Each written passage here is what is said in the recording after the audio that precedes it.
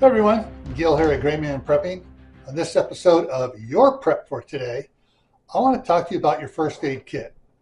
Yes, I know over the last couple of years I've talked about it several times about first aid kits, different types of supplies and stuff you might want to consider adding to your first aid kit. Well, this time I'm talking to you about making sure your first aid kit is restocked.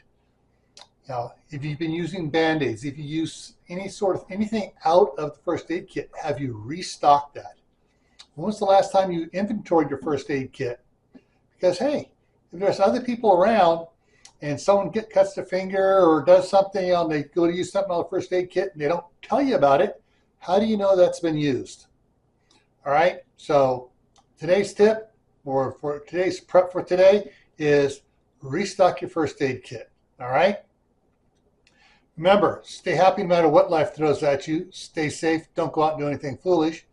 Keep adding to your preps water, food, medicine, clothing, and skills. Really, you got to think about upping your first aid skills to the next level. All right? And one other thing, I really think you should be upping your preps for this winter. I have a bad feeling that something's going to be happening.